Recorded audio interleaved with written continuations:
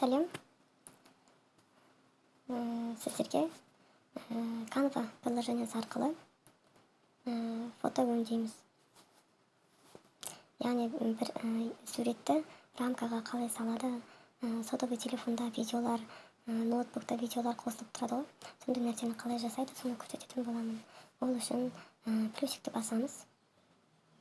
Сол жерден өзімізге қажетті нәрсені тауып аламыз. Яғни бізге публикация в Instagram деп аламын. Элементы деген бөлімге кіремін.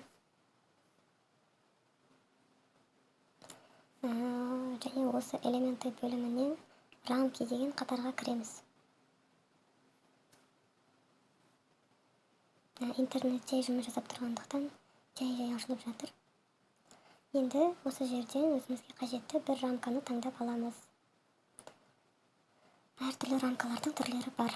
Сан алуан түрлі. Мінекей. Жаңа сотовый телефондар, ноутбуктар тұр. Енді қазір осының ішінен мен қажеттісін тауып алайын.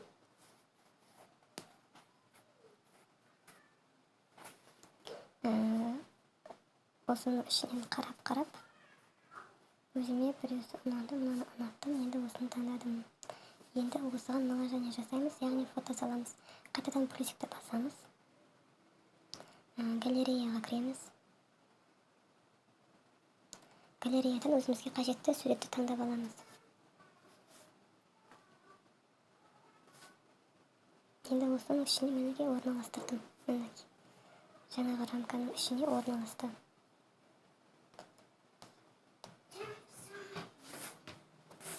Суреттерді таңдауға болады, түстерді таңдауға болады екен.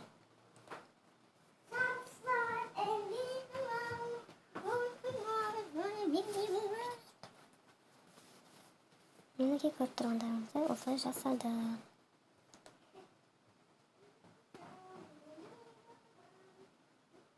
Осы жерден қарап өздеріңізге ұнағанын тауып алсаңыздар болады. Стрелканы басамыз. Сөйтіп сақтап аламыз. Тағы да бір рамка таңдап алуым керек, тағы да бір фото бар.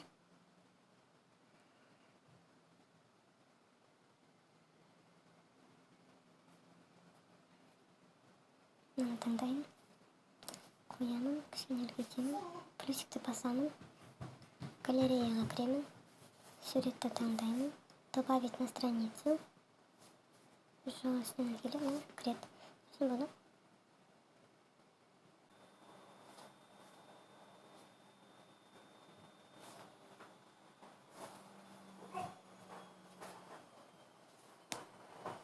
Мына сәйкескенде жаңағы сигнал отырып, мына сигнал.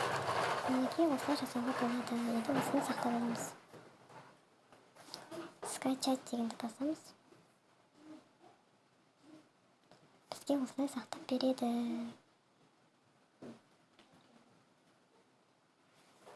Отмена сохранена в галерее. Біздің галереямызға сақтап берді.